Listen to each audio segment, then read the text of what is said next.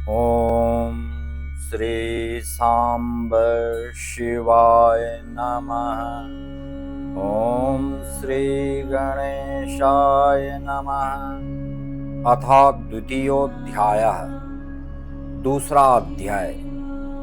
सदाशिव से त्रिदेवों की उत्पत्ति। ब्रह्मा जी से देवता आदि की सृष्टि के पश्चात देवी संध्या तथा कामदेव का प्राकट्य।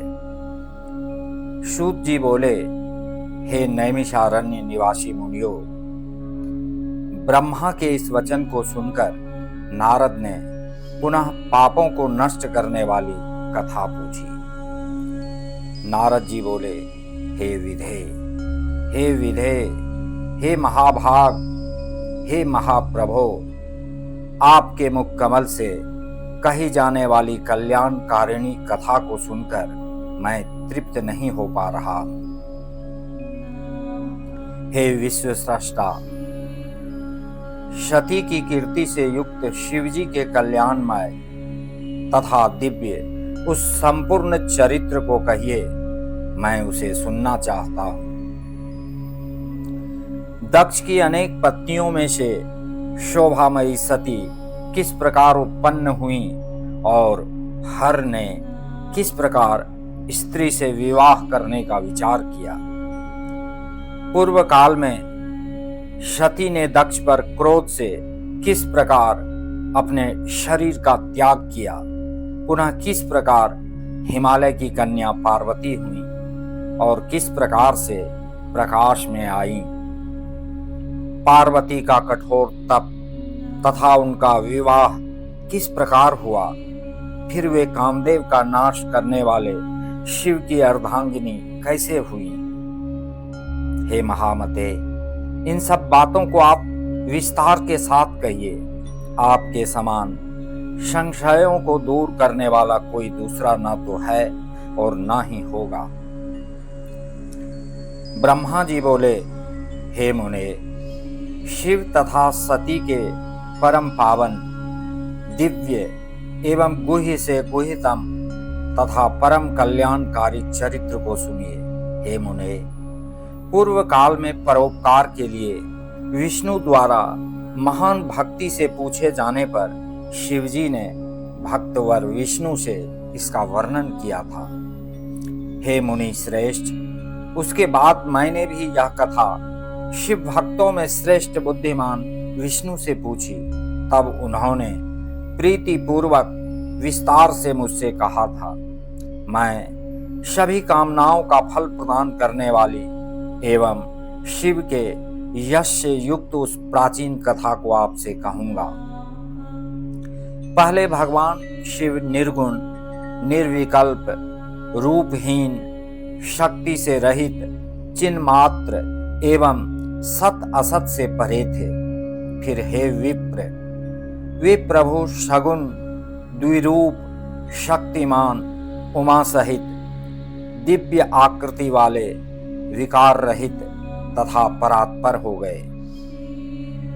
हे मुनि सत्तम, उनके वामांग से विष्णु, दक्षिणांग से मैं ब्रह्मा तथा हृदय से रुद्र की उत्पत्ति हुई। मैं ब्रह्मा सृष्टि करने वाला और विष्णु पालन करने वाले तथा रुद्र स्वयं लय करने वाले हुए। इस प्रकार सदाशिव के 3 रूप हुए। लोक पितामह मुझ ब्रह्मा ने उन्हीं सदाशिव की आराधना कर देव, दैत्य, मनुष्य आदि समस्त प्रजाओं की सृष्टि की। दक्ष आदि प्रमुख प्रजापतियों की तथा देव श्रेष्ठों की रचना कर मैं बड़ा ही प्रसन्न हुआ तथा अपने को सबसे महान समझने लगा।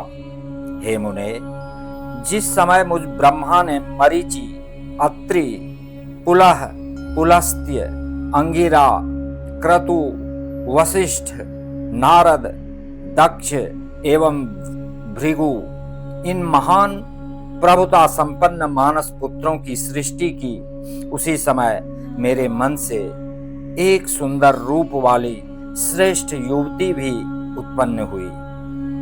वह संध्या के नाम से प्रसिद्ध हुई जो प्रातः संध्या तथा सायं संध्या के रूप में क्रमशः दिवाक्षांता तथा जपंतिका कही गई, वह अत्यंत सुंदर भौहों वाली तथा मुनियों के मन को मोहित करने वाली थी। संपूर्ण गुणों से युक्त वैसी स्त्री देवलोक, मृत्युलोक और पाताल लोक में ना उत्पन्न हुई, ना है और ना तो होगी। वह संपूर्ण गुणों से परिपूर्ण थी। उस कन्या को देखते ही उठ करके उसे हृदय में धारण करने के लिए मैं मन में सोचने लगा। दक्ष तथा मरीचि आदि लोक सृष्टा मेरे पुत्र भी सोचने लगे, हे मुनिषत्तम, मैं ब्रह्मा अभी इस प्रकार सोच ही रहा था कि उसी समय एक अत्यंत अद्भुत एवं मनोहर मानस पुरुष उत्पन्न हुआ। हे तात, वह पुरुष तप्त सुवर्ण के समान कांति वाला, स्थूल वक्षस्थल वाला, सुंदर नासिका वाला, सुंदर तथा गोल उरु कमर जंघा वाला, काले तथा घुंघराले बालों वाला, आपस में मिली हुई भौहों वाला, पूर्ण चंद्रमा के समान मुख वाला, कपाट के समान विस्तीर्ण छाती वाला, रोम राजी से सुशोभित, बादल पर्यंत ऊंचे गजराज के समान आकृति वाला, महास्थूल तथा नील वर्ण का सुंदर वस्त्र धारण किए, रक्त वर्ण के हाथ, नेत्र, मुख, पैर और अंगुलियों वाला, पतली कमर वाला, सुंदर दांतों वाला, मत वाले हाथी की सी गंध वाला, खिले हुए कमल के पत्र सदृश नेत्रों वाला,